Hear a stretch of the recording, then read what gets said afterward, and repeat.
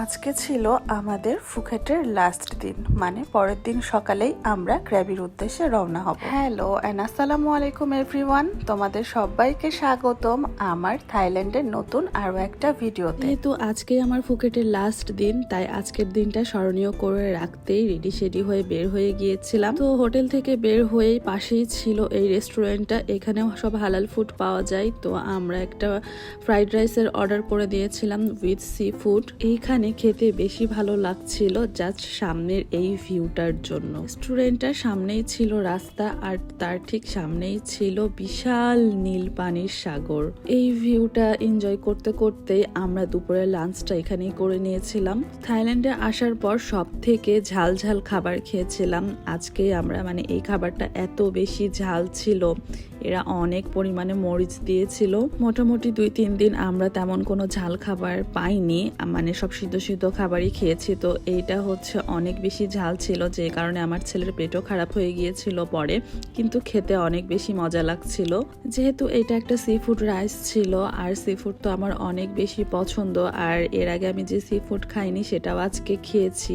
তো ওভারঅল আমার কাছে খাবারটা বেশ ভালো লেগেছে, কিন্তু ওই যে বললাম একটু ঝালটা বেশি হয়ে গিয়েছিল। তো লাইফে ফার্স্ট টাইম আমি অক্টোপাস ট্রাই করেছিলাম এখানে। তো অক্টোপাসটা খেতেও বেশ ভালোই ছিল, মানে প্রথমে মনে হচ্ছিল যে কেমন খাওয়া যাবে, কিন্তু না, ভালোই ছিল খেতে। খাওয়া দাওয়া শেষ করে আমরা ডিরেক্টলি চলে এসেছি বিচে। আমরা হচ্ছে পাতং বিচে যাব। তো এখানে হেঁটে হেঁটেই হচ্ছে পাতং বিচে যাচ্ছিলাম, আর এটা ছিল কালিম্বে বিচ।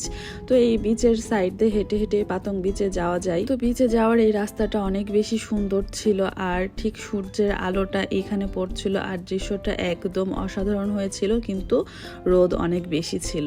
এদিকে রোদের মধ্যে আমরা তো তাকাতেই পারছি না, আর ফরেনাররা সব এইখানে হচ্ছে শুয়েছিল, মানে ওরা সানবাথ নিচ্ছিল। তো আমি তাই এটাই চিন্তা করছিলাম যে আমরা বাঙালিরা রোদ দেখে ভয়ে পালাই, আর ওরা হচ্ছে সানবাথ নেওয়ার জন্য এই রোদের মধ্যে বিচের পাড়ে শুয়ে থাকে।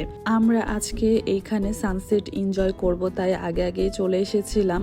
সূর্য ডুবার ঠিক আগ মুহূর্তের দৃশ্যটা এত বেশি সুন্দর লাগছিল, দেখো সূর্যটা খুবই সুন্দর লাগছিল, আর সাথে ছিলাম আমরা।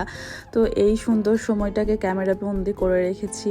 জানি না পরে আবার ঠিক কবে আমি এই জায়গায় যেতে পারবো, কিন্তু যতদিন ছিলাম আলহামদুলিল্লাহ অনেক বেশি এনজয় করেছি, আর দিনগুলো একদম মনে রাখার মতো ছিল আমার। তারপর হাঁটতে হাঁটতে তো পাতং বিচের কাছে চলে এসেছি, আর এখানে এসে দেখি যে ভ্যালেন্টাইনের জন্য অনেক সুন্দর করে বিচটা সাজিয়ে রেখেছিল, কারণ পরের দিনই ছিল 14ই ফেব্রুয়ারি ভ্যালেন্টাইন ডে। এইখানে আই লাভ ইউ কে বিভিন্ন দেশের ভাষায় লেখা ছিল। তো আমি হচ্ছে আমাদের বাংলাদেশের ভাষায় লেখা আছে কিনা সেটা খুঁজছিলাম, কিন্তু আফসোস সেটা ছিল না। অনেক সুন্দর সুন্দর ফটো বুথ ছিল, ফটো বুথে ছবি টবি তুলে এসে তারপর আমি এখানে বসেছিলাম যে সানসেটটা এনজয় করব। তারপর ভাবলাম যে বিচের কাছে বসে সানসেটটা এনজয় করি। তো হ্যাঁ, ঠিক এই যে বিচে বসেই আলহামদুলিল্লাহ আমরা সানসেটটা খুবই সুন্দর এনজয় করেছি। তো বেশি ভালো লাগছিল যে নিজের এই দুই চোখ দিয়ে বিচে বসে সানসেটটা দেখলাম। বিচে অনেকক্ষণ বসেছিলাম, তারপর হচ্ছে রাত হওয়াতে আমরা হাঁটতে হাঁটতে ফুড স্ট্রিটের এদিকে চলে এসেছি। সেই একটা বারবিকিউ ভুট্টা অর্ডার করেছিলাম, আর সেটা অনেক বেশি মজা ছিল খেতে। ভুট্টা খেতে খেতে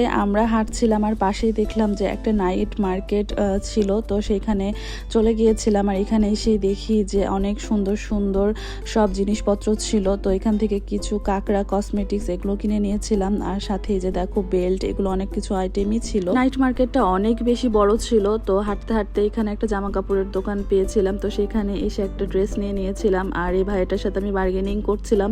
তো সে হচ্ছে একটা টাকাও কমালো না আমার কাছে। মার্কেটটা হচ্ছে রাতে হওয়াতে অনেক বেশি জাঁকজমকপূর্ণ ছিল, আর এখানে সব ফরেনাররাও শপিং করছিল দেখছিলাম। যেহেতু ফুকেট এটা একটা বিচ এরিয়া, আর জিনিসপত্রের দাম অনেক বেশি, এই জন্য আমরা এখান থেকে বেশি কিছু শপিং করিনি। তো একটা জিনিস যেটা দেখলাম যে ফুকেটে যেগুলো ছিল সেগুলো আর ব্যাংকক বা ক্র্যাবিতে ছিল না, মানে যেখানকার জিনিস সেখানেই পাওয়া যাচ্ছিল। এটা একটা নতুন অভিজ্ঞতা হলো আমার। টুকটাক শপিং করে আমরা এই জায়গায় এসে বসেছিলাম, আর এখানে এসে দেখি যে এখানে খুব সুন্দর করে ডান্স করছিল কিছু মেয়েরা।